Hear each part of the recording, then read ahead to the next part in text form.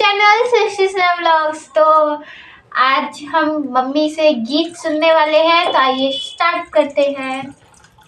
घर पिछुआड़िया चंदना के गछिया वही तारा बहा शीतला बतास वही तारा आहो दादा पलंगा ओछाओल सुतला नींदादीक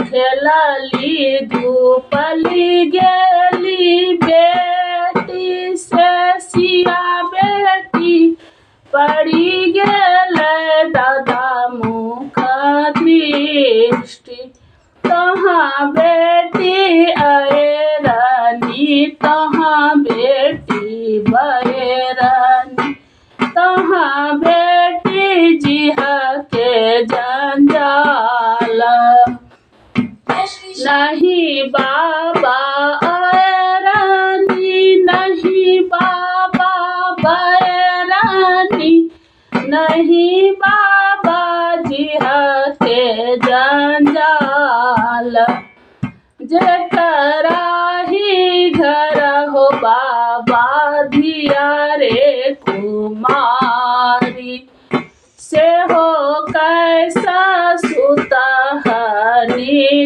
निचिंत एता बाबा चना जब सुनाला हो दादा चली भेली मगह मुंगेर उतारा खोजला दक्षिण खोजला मगह मुंगेर देश पायसी बारा खोजला ब्राह्मण अवधिया रहली कुमारी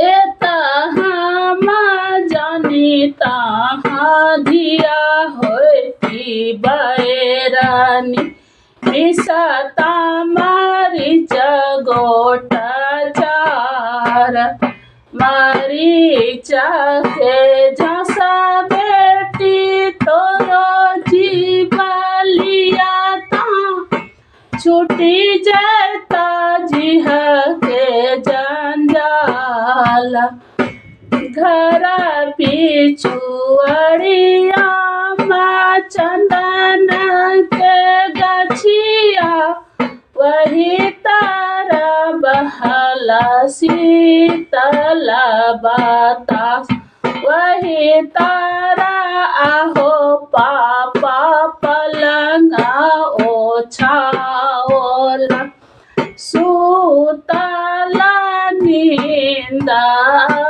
नींदादीक खेलली धूपली गेली बेटी से सिया बेटी पड़ी गेला पापा मुख दृष्टि तहाँ बेटी अयरनी तहाँ बेटी बयरनी तहाँ बेटी जिहा के जंजा नहीं पापा अयरनी नहीं पापा बयरनी नहीं पापा जिहा के जंजाल हो जिनकर घर हो पापा धिया रे कुमारी से हो कैसा सुता निचिंत एता बाबा चना जाबा सुनला हो पापा चली बेली मगह मुंगेर हो देश पाए उतारा खोजा